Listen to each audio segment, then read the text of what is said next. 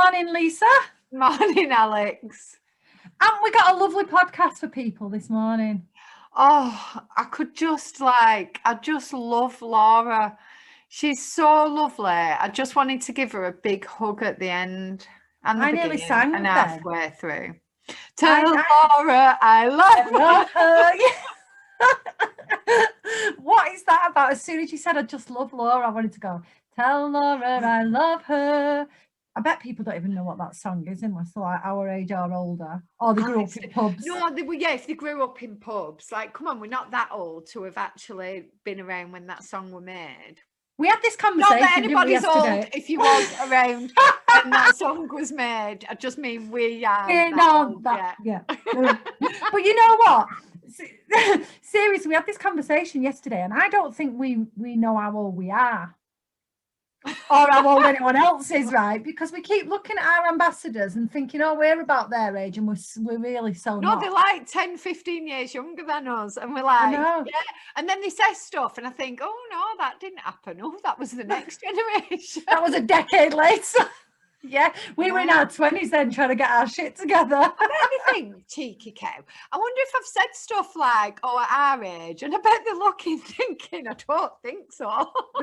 You mean when you were my mum?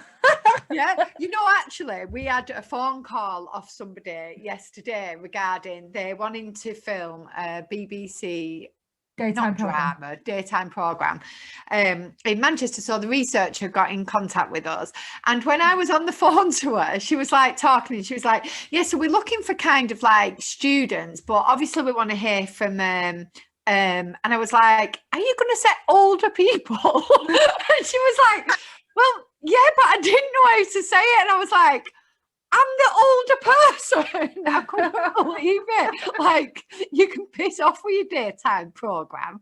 Go find some other old folk. Go and find some Gen Z people clearly not here in this sort of generation at all. When people say Gen Z as well, right, I had to look it up. I'll be honest with you. I had to look up what Gen Z was. Yeah, go on, tell me, because my kids said, I think I said Gen Z, and the kids were like, ha, ha, ha, it's Gen Z. It's just that kind of era that are in university now. You know, like you've got the millennials, which are like a decade younger than us. Would Laura, who's coming up, be a millennial? Laura's a millennial, yeah. And then we're so hip. We are so freaking hip. We've got millennials, we've got Gen Zs, and then we've got ladettes like us. Boom, boom, shakalaka. To the 90s. Boom, boom, shake the room. Do you remember that? Oh God, tick, tick, tick, tick, boom. What a load of shit the 90s was when you think of it like that. I'm not even being funny. That's just awful. I prefer tell Laura I love her. And on that note, on that note, let's hear from her because she's wonderful. She's our Bee Sober Bolton ambassador, half of. Here's Laura. Hi, Laura. Thanks for joining us. How are you? Hi, I'm good, thank you. You're looking very lovely. You always look lovely. Oh, I actually don't. I'm normally in my tracksuits and with my hair scruffed up, but we're going out for the afternoon with the children. It's holidays, isn't it? So are we enjoying the time off? Golf? Yeah, I feel a bit sorry for mine because they go back next week when everything's opening. So they're kind of missing out a little bit, but golf's open, outside golf, so we're going to go there, and we've done loads of walks and just the usual. But I've seen that you've done loads of walks. You went to Thor's Cave as well, didn't you? How good is that? Yeah, it's so nice, isn't it? It was lovely. It was a mooch though. We're like nearly 2 hours away from us. Oh bloody hell, was it? Well, like, because when we got there, the kids were at school, so it took like 2 hours to get there nearly, and then 2 hours back. So we only kind of did the small walk. I'm hoping to go again so I can spend a bit longer there. Was it slippy and slidey? No, it weren't that bad actually. Was it not? The day that you went, one of my friends went as well, and she sent me a picture. She was like black from the mud, like, and I thought it'd be like that, but it was all right. It weren't that bad. Oh, you saw someone nearly fall off a cliff, didn't you, Lisa? Oh, it was awful. Why am I smiling? Oh my God. And there was a guy that come out this side just as we were getting to the cave, and he slipped. Oh, my heart was in my mouth. I thought he was just going to carry on and on and on. God. And then he got up all like embarrassed. And so I don't know why I'm laughing. Because I think I'm laughing out of nerves because I think he really hurt himself. It was just awful. And then Rob was saying to me, like, come on, are you getting in cave? I was like, I don't think I want to now. I was so glad that I did, because it was just fantastic. But isn't it good that we can do stuff like this now? Would you have done stuff like this before, Laura? Oh my God, no, definitely not. Like, I was thinking about this. We went on our first kind of walk, Bee Sober Bolton walk, and I was talking to one of the women, and I said I was actually one of them mums that, you know, like went to the park just for the picture. Like, oh, you see, come on, like I was either hungover and like absolutely dying, like have a quick Instagram picture in front, like on the park, let's put that up. Or I was dying to just get back to the garden to have a wine. Like, so now it's so nice to actually get out with the kids or get out with Jack and just do things, but not kind of want to fast forward the day, because that's all I lived by, like fast forward into the night or the weekend or, you know, your next drink kind of thing. So yeah, it's so nice. It's so true that the fast forward bit, that's a really good way of putting it. It's like every day you're living fast forward into the evening or fast forward into the weekend when you can. That is such a good way of putting it. You're living in fast forward mode all the time when you're drunk, except for when you're hungover. That's just like you feel like you're dying forever, don't you? Even the hungover days go quick though, don't they? Like I was thinking about this the other day, like you wake up. Because you wake up at like 5 o'clock, you have a pizza and you get a takeaway and go back to bed. But like this lovely long bank holiday weekend that we've had, like I'm coming up to 3 years sober now, which still actually blows my freaking mind that I say that. I can't believe I'm that person that did it. I just can't. But like a bank holiday weekend would have been so different. It'd have been drinking on a Friday, definitely drinking on a Saturday. I'd either have been too rough on a Sunday, or I'd have had hair of the dog just to get through the day. Maybe a couple of glasses of wine with my tea on a Monday. Then it'd be Tuesday and I'd be knackered waiting for Friday again. And it's like you live in this shitty little cycle, don't you? It's not living, is it? It's just existing in like a state of, you're just a zombie, aren't you? When you look back at it, at the time you don't feel like you are, but when you look back, you're like a bit of a zombie. You know what was right?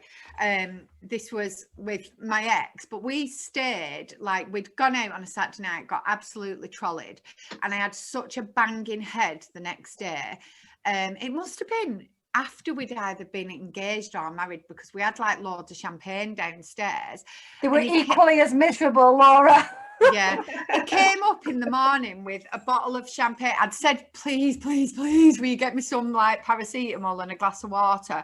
And he came up with a bottle of champagne, and we lay there and just got absolutely trashed. Like, I thought I Instagrammed it and everything. I'm so embarrassed about my old life. It's so disgusting. And then got dressed about 5 o'clock to walk up to the bar up the road. We must have looked like a right set of absolute morons. That reminds me of when you and me went down for breakfast in Dublin. Do you remember how hanging we were? We was honestly, Laura, we were both disgusting. There was a man there. There was lots of men there, but there was one man there with his bum out. Yeah. Getting his breakfast naked. Getting his breakfast in his leather trousers with no bum in it. Anyway, we were disgusting, and we sat with this couple. I think they were American, were they? Or have I just made that up? But anyway, I can't remember. We were sat with this couple. It was like big benches, you know, like a youth hostel type place. We had our own room and everything, but we were disgusting. We'd probably got in at about 5. We got up at about 8. We were still absolutely steaming, but also starting to get the hangover. Had our breakfast, thought, right, we'll go and get ready. We got dressed, went downstairs, and I clearly remember the 2 people that we'd sat with at breakfast not even recognising us. We put that much makeup on and tried to, they were like, oh, you 2 scrub up all right, don't you? We were still hammered. Straight away at 10 o'clock in the morning, we went and found a bar and had a bottle of Heineken. Do you remember, Lisa? Yeah. Oh. I just was suggested sick. that 100%. You definitely suggested it. I was sick in my own hand. But I've never been a like hair of the dog drinker me. I'd rather just like get through it. And it definitely would have been Lisa that said, let's have a beer to get over it. Did get over it though. I was sick in my own hand. I was that over it. I think there's like a level in there, because it depends if you wake up still a bit drunk. Yeah. Yeah. You know, if you're still a bit drunk, then it's like, oh, it's a really good idea. I remember, I think we'd been on a night out, me and my friends, and we'd not really been to sleep. And then we started drinking, and then we're like, oh, should we go to Pizza Hut? So we went to Pizza Hut in our clothes from the night before, and the guy who was serving us was like, like, good night. And I was like, I thought he just recognised us, like, seeing that we were still drinking, like, you know, thought they'd been out all night. And he was like, do you not remember me? I was like, what? He was like, from last night, J2. And I was like, no, like, he was actually saw us the night before in the same clothes. And I was like, oh, but that would be like, I don't know, we just think it was funny, but now I think, ooh, you haven't been home, you've not brushed your teeth, you're out in public, like, and you, just no. And imagine how much you would have stunk. Like, you don't realise the actual stench of you. Oh my God. I was thinking about this the other night, because my husband doesn't really drink at home. He actually said to me, like, I didn't realise I was going sober too, because I was probably drunk in the last 10 months 3 times. But the other night, he went and got some beers. Oh, and he just stunk. I was like, you stink, get away from me. And then in the morning, he was like, a bit rough, and I went, did you have a good night? Did you have a good me? Like, you know? And he was like, all right. And you've got to, like, stop yourself, haven't you, from being, like, you know, cocky and, like, righteous. Yeah, like, look at me, the sober one. Ha! Yeah, because I wouldn't mind, but he's always been all right. He's always been the person that can have 1 or 2 and stop, like, so I can't have a go at him because he doesn't have a problem, but I'm still like, yeah, like, was it worth it? Was it worth it? And I think he's only done it once to, like, bless him. Yeah. Did you drink when you met him, Laura? Yeah. So when we met, I had 2 children. So Ellis was like 4-month-old and Bo was 2. And that was probably when my drinking was at my worst. That was when we met, when we got together. I'd known him for a long time, just from, like, being out and stuff, you know. And he did go out quite a lot, and he was a binge drinker, but, like, he didn't drink at home, whereas I did. So because I was a mum and stuff, he'd just come to my house, and we did drink together.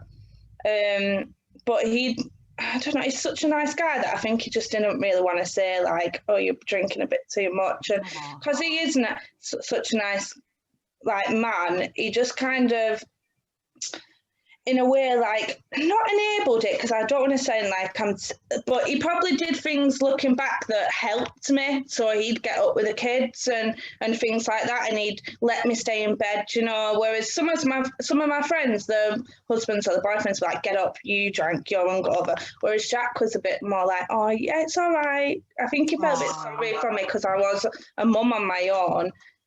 So yeah, I thought you were doing you a favour, really, and, like, because I think we see drinking especially as a single mum, it's kind of ingrained in us that that's our time out. It's our time when we haven't got the children or when they go to bed.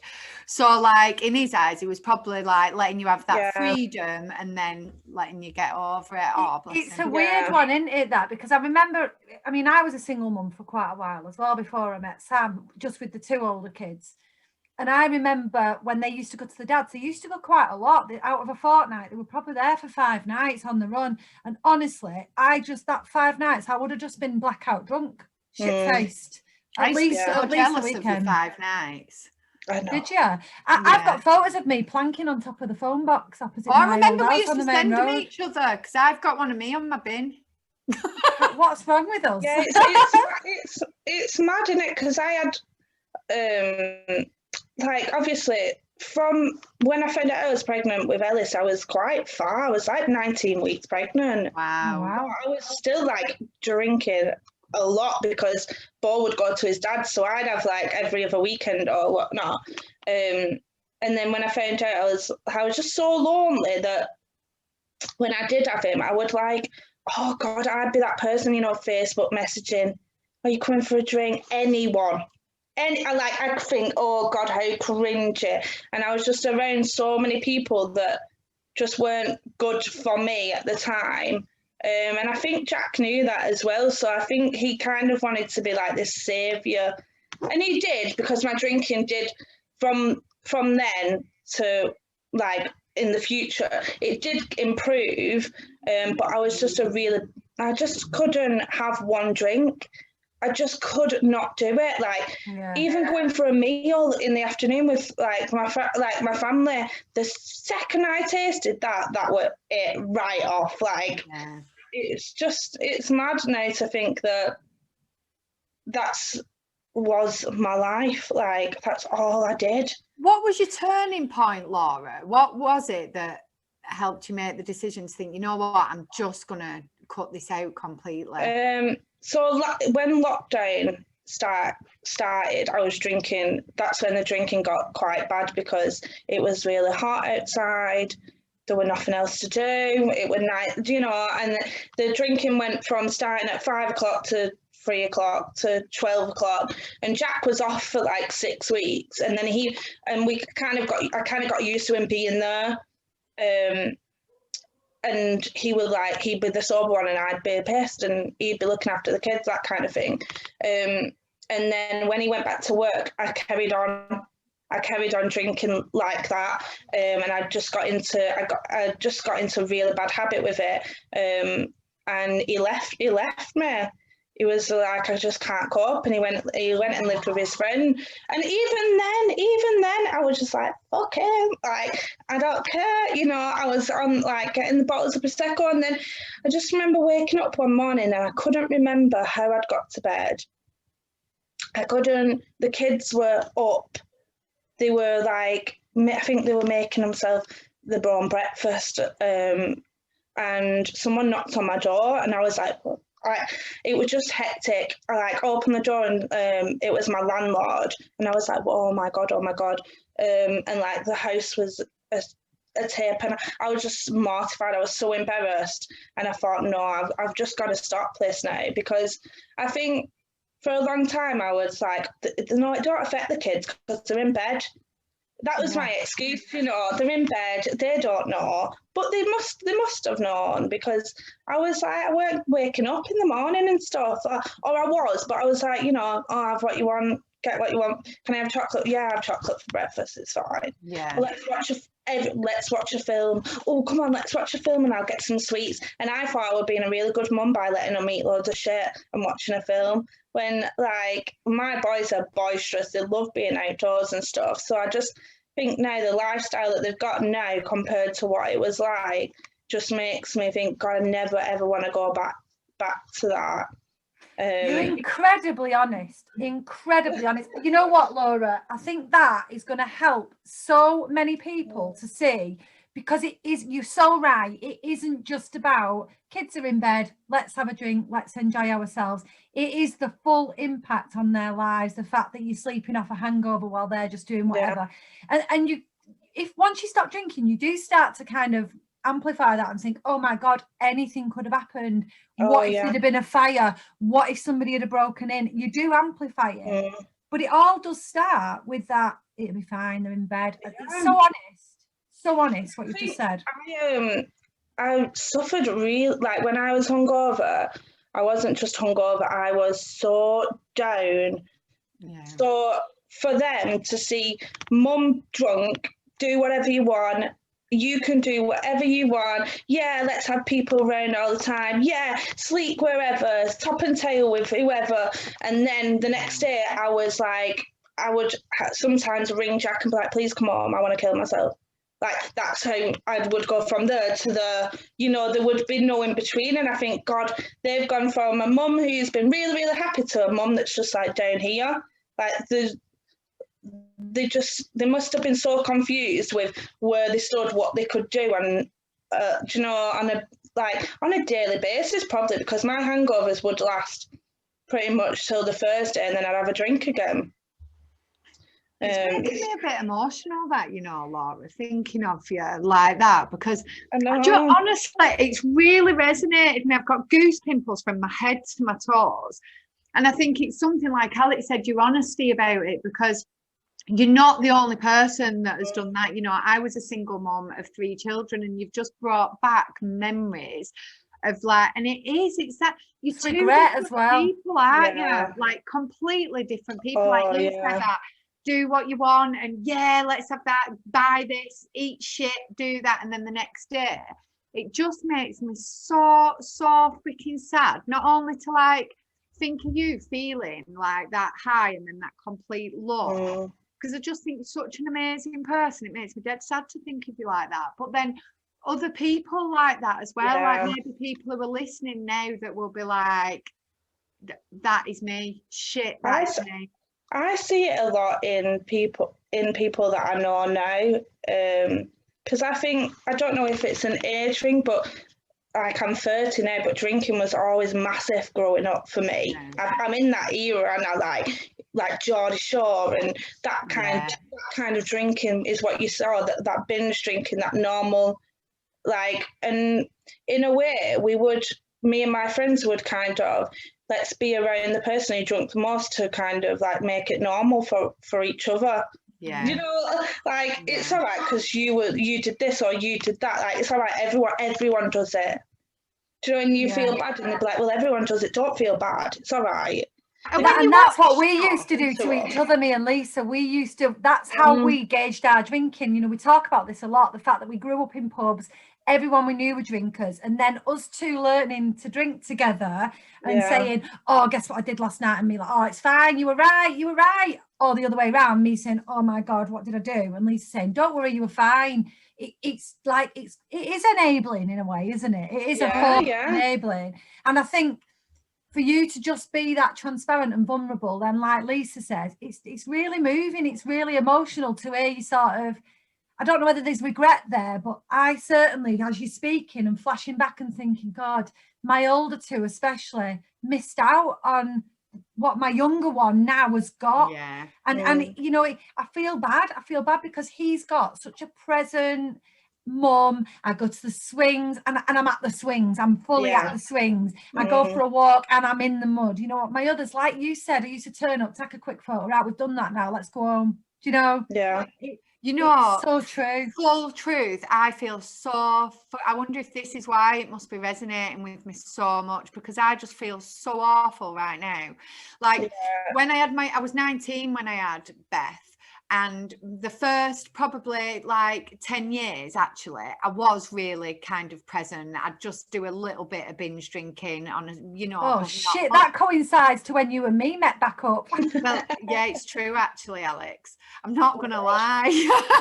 But it does. And then I think about like when Beth was probably at high school, Ben would have been just going into high school and Olivia still at primary school, and I reckon a good 10 years of me not being present and letting them do, and it just makes me feel so awful. Like I look now, you know, like at your pictures of the weekend, Laura, and you'd gone up to, was it Rivington with the kids, and you're there in the outdoors, and it's so lovely, and you can tell that's not just a quick picture. You know, you look present and lovely, and I see it with Alex, with her youngest, going out now, and I do feel like it's really regret, isn't it? shitty about that. I'm glad now that they can see, like, you know, Olivia's 15, she can see me doing things, and she's so proud, and she don't go out drinking, whereas Beth at 15 definitely did, because she was just doing what I did.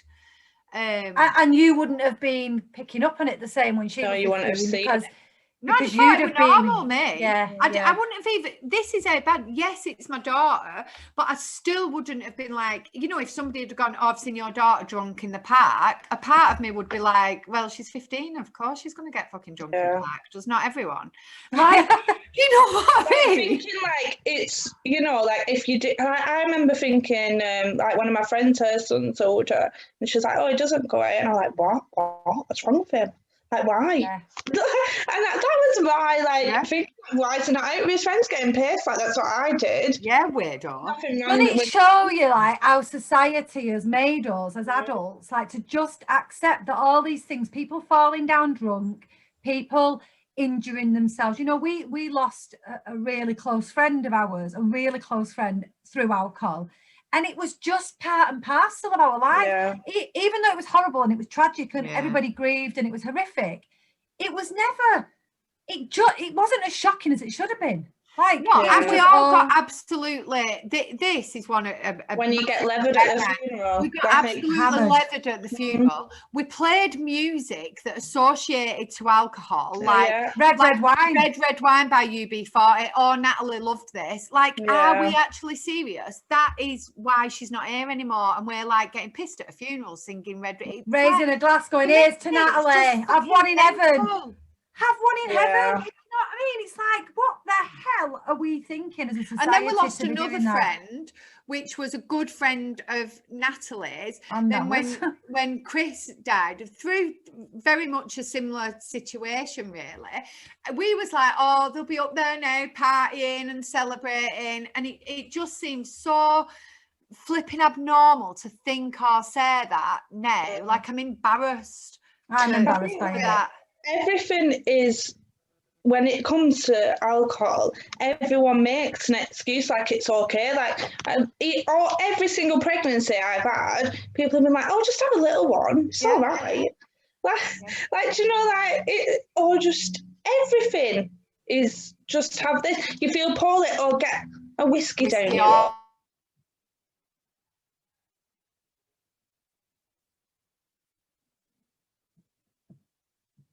Like, it was just, and it's normal. It's madness. It is mad.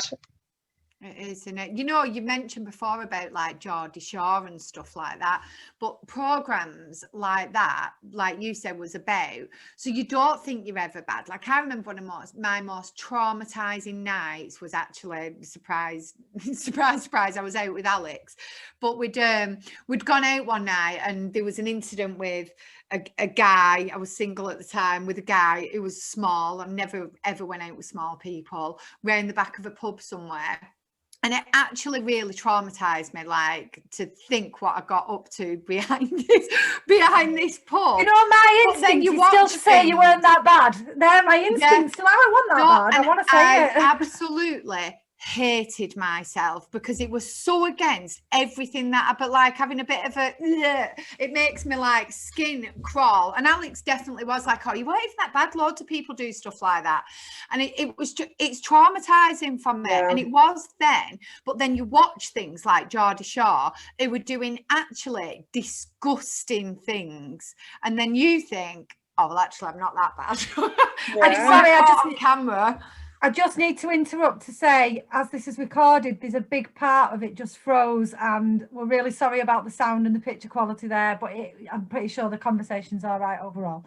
I don't know what our faces look like. I hope it froze at that bit where I just confessed to something. I'm not watching it.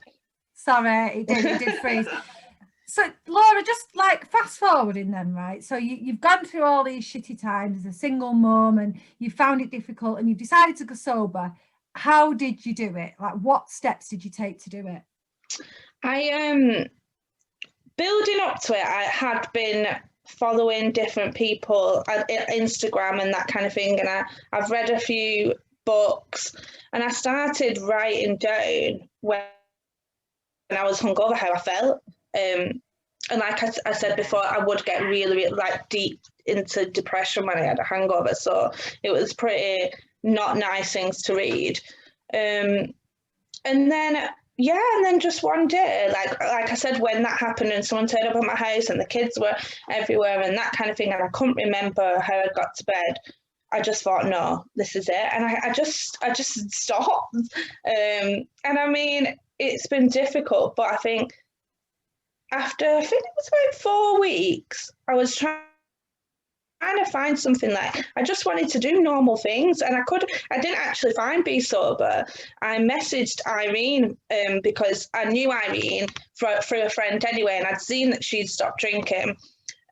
like she'd been sober for about a year. So I said, do you know anywhere that does meetups, like just for people, like just because I wanted to just do things that didn't involve alcohol, and none of my friends would. Like it just wasn't something, and I don't blame them because I wouldn't either. Like if anyone ever mentioned like going for a walk, I'd be like, oh, we're stopping at every pub. Like it was that the thing. Like I wouldn't have done anything without alcohol if I were child free. And then we ended up. She was like, no, I don't know anywhere, but should we create one? Like, should we find out? So we actually got in touch with Liam from Wise Up, who then told us about you. So that's how like we kind of got in touch with you. So and if I would be here without Bee Sober, because I think it's like kept me, like it's just made me accountable now, because it's like I'm not just doing it for myself now. Like I'm an ambassador for Bee Sober Bolton, like so I can't let these people down. I can't let Irene down, and I can't let my children down and my family. And like I've just seen my relationships like with my family just grow so much. Probably the biggest one is my mum, because she's a social worker. So that I told a lot of lies to my mum because I was so petrified and didn't really want to tell her the truth because of her job and because she is my mum, and you just don't, do you? So that's probably the biggest relationship that I've seen strengthen. But then that really makes me think of like my daughter and think, wow, God, if she did the things that I did, like I would be heartbroken. Like, so you kind of see it there from my mum's point of view, because she said every time you had a drink, I would be just so scared of the outcome would be. Either like not coming home or anything could have happened, because like I had really bad blackouts. So so I'm thankful for Bee Sober, really, because I just community. It's just amazing, isn't it? We're thankful for you. Do you know what? We really are genuinely so thankful. And I know Lisa has, like, I don't know you as well as Lisa does because of all the lounges and the drop-ins, but I know she's got a proper soft spot for you as well, Laura, haven't you? You really have, haven't you? I have. I just think it's so honest and genuine. I just love it. And I think, you know, like when we got, it was Liam that actually mentioned about Irene and you to us. And then I got in touch with Irene. And I always wanted to grow like Bee Sober Manchester and the Sober Experiment and kind of bring them together anyway. So as soon as like we got the phone call, it was like, this is it. This is it. This is where... This is what we do. If there's somebody that wants to do it local, there's going to be other people. So you guys were like our test, really. Yeah. You were the inspiration to grow it. They were. Yeah, it was like, right. It's so big, isn't it? It's massive. Well, like, just since you guys, like you know. guys were the first ones, and now you think about it, we've got somebody in, like we've got down London, Bristol, Birmingham, Northwich, like all these, Preston. It's just like, and that's because you guys came to us, so you're a massive part of it. So we'll always have a soft spot for you. Oh, just like before we go, then. Let's just have a little chat about Bee Sober Bolton, because you've already, I know you've had lockdown right in the middle of it, but you got off to a great start and then you're off to a great start again. You've got some fantastic, well, first of all, you've done some fantastic events. We're gutted that we never got to throw axes. Yeah. Well, I think we're going to try and do that one again. Definitely. Yeah, we do. Yeah, so you've done some good stuff, and then what have you got lined up as well? So we just had a walk this weekend, so that was really nice because it was I didn't know anybody that came. Brilliant. So that was really, really nice. It's just so nice, isn't it? Like I felt so good coming back, like just meeting people that just get it. I was like, woo! My husband was like, all right, chill out. It's so special though. It does put you on that high, doesn't it? Oh, yeah. It's like, it doesn't matter. If you meet somebody sober, you might not even like them, right? But you're always going to have something in common to talk about. And when you walk away, you're just like, oh my God, they get it. It's like a secret, amazing club. And no matter what you say, nothing's off limits. Nothing's outrageous, like no judgment, just like it's just so nice. So yeah, I went off on one then, didn't I? But yeah, so then we've got that, we've done that. We're doing a skydive. I love that. A little walk, then a skydive. Yeah, and we've got 10 people for the skydive. I know a few of them have chose to do it for different charities. I'm not doing it for a charity because I'm doing it for myself because it's on my 1 year sobriety. So I'm just doing it for me. But yeah, so we've got that, and we did paddleboard it. We've got so many ideas. You've got the dance off as well because we're doing a fundraiser, aren't we? We're doing a fundraiser for Bee Sober and Wise Up, which we're going to do a 24-hour dance marathon. Yeah. And I can't wait for that either. Irene messaging me yesterday. We always laugh because like you give me and Irene an idea and that is it. Within half an hour, we're like, we've got the place and we know what we're doing. Like we're both as like eager as each other. You're amazing. You did actually do that. I'd put on and said, what do you think about doing a bit of an event? And honestly, within minutes, you were like, right, boom, boom, boom. You were like, and then you think like, what if you put like, oh, like, do you want to arrange a Zoom with Wise Up? And we're like, oh shit, well, we're not like, we've already arranged. I was like, we need to calm down us two, don't we? But yeah, she's got like Bollywood dancers to come for an hour, like different dancers, DJs, singers. We just need a space now. So we need a space in Bolton then, is that where we just need right? Yeah. Right, Bolton listeners, we need a space in Bolton to hold a dance marathon. Yeah, a hall or something like that. And then we can get that moving forward. But we're looking at, I think the 3rd of July we want to do it for. Brilliant. But yeah, we want to do, the aim is to just kind of do things that we would just never would have done. Like, you know, just get out there, do things that, one, I wouldn't have paid for because I would have been like, oh, I can't afford it, but then spent how much on wine. Yeah. You'd just be too hungover. I wouldn't waste my weekend kind of doing stuff like that. So yeah, all the ideas are welcome as well because me and Irene just go off that kind of things that we want to do. So like doing skydives, everyone. Yeah, we're coming to watch that. We're watching, but we'll wave the flag. Yeah, we're definitely chickening out of that one, but I'm so excited that you're all doing it because it's going to be flipping incredible. And for your 1 year as well, like what better way to celebrate than like nearly killing yourself? But it is fantastic, and I think that, you know, we will enjoy watching you. Yeah, we're very grateful that you're throwing yourselves out of a plane and not us. Yeah, no, I'm not brave enough. I couldn't even do a bungee jump, I'll be honest with you. There'd have been a time, like, and I know I sound like a really old woman now, but there'd have been a time where I was a bit more daring, but I'm not anymore. I don't know whether it's, again, an age thing or just a sober thing. I think I might have done too many reckless things drinking me. Yeah, probably, Alex. Yeah. I just keep thinking about like just that saying goodbye to old, I don't know, like jumping out and just like feeling throwing it away. Yeah.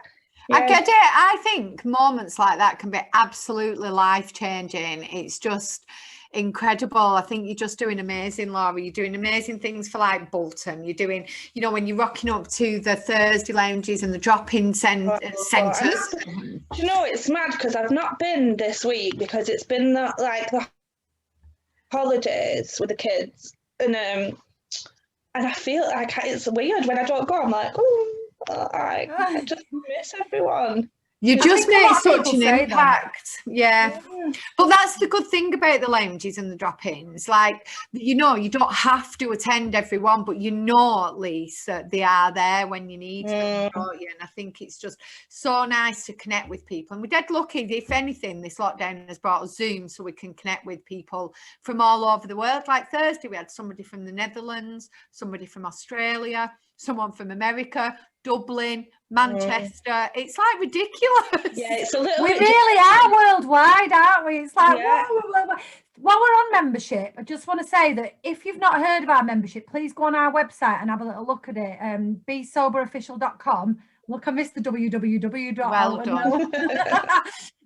And go on Join Bee Sober and check out the membership, because you get absolutely loads for your membership. And at the moment, the sign up is still on offer until the end of April. So please have a look at it, because we've got a lovely community. We genuinely have. And I think that anyone who comes along says they found something special in Bee Sober, just like you said, Laura. And I really think it's so much down to the people we've got in it, including yourself. You're amazing. Oh, I think it's important to say as well with the membership, because we do get asked this. We got it asked again on Instagram. Somebody was like, why do you have to pay? So Alex, why do people have to pay? Right, okay, we're not AA, we're not 12-step. However, we know that so many people get sober those ways, and there's loads of free stuff out there. And if you can get something that suits you for free, please do it, because that's what we want. We're not bothered where you do it or how you do it. Do it in a way that suits you. For us, unfortunately, even though we're a community interest company, getting funding is really, really difficult for any community interest company. So that's why we do things like fundraising and sell merchandise and sell our products. We're non-profit, and every bit of money we make goes back into being able to provide support for things like counsellors, coaching if people can't afford it, and the work we do in the community, like going out to schools and rehab centres, which, by the way, we've just recently done at Levenshulme High School. So if anyone knows Levenshulme High School in Manchester, we did a full day there with their year 10s on an alcohol awareness day. And if that's not worth doing, yeah, that's what I mean. If it's not worth doing and paying a little bit of money to help fund those things, well, I don't know what is, because then hopefully those children won't be putting their children through things we have. And you know what? It's a tenner a month. I know that can sound like a lot, but what did you actually spend on drink? Like, seriously, what would it like? I used to go at 2 o'clock in the morning, draw a random 50 quid out and pretend that I didn't. I'd close my eyes and think that it not really happened. And then, like, now in sober life, you're like, oh, tenner, it's too much. But realistically, it's not, is it? It's 34p a day. And it's a bottle of what you would have said were good wine, which is just poison anyway. Yeah, it's cheaper than tap water. Yeah, but it's like, you know, when you do you know what it reminds me of? Because I do it all the time. Like, do you know when you go to Primark and you're like, paying 15 quid for that top, but you go to Zara and pay 30? Yeah. Like, I do it all the time. I did it. It's mad. Even on food shops, you know, you'll look at stuff, you know, like say a pizza, and you'll think, £3.50, piss off, I'm not paying. And then you get a takeaway for 30 odd quid for everyone. It's true. It's not. I used to just spend a fortune, like, hungover on the food. The food the next day would probably, on a hangover, would probably be half of my full food shop. It's so true. God, I'm so glad we don't have to do things like that. Me too. God, ooh, it gives me the creeps. But anyway, thank you, Laura, for coming on, because you've been amazing. Oh, thank you for having me. It's been lovely talking to you. I feel feels like I'm had therapy. Yeah. It is. So thanks again, and enjoy Bee Sober Bolton. If anyone's listening, where can they find you, Laura, on Instagram? Bee Sober Bolton. Is it just at Bee Sober Bolton? Yeah, it is. Yeah, and if you can't get it, we'll put the links on this podcast anyway. But honestly, thank you, Laura. It was just so lovely to speak. Thank you for having me. And have an awesome day out with the kids, a real one, not just. I want to see photos though. I know. I'll put photos on. Fab. See you later. Bye. See ya.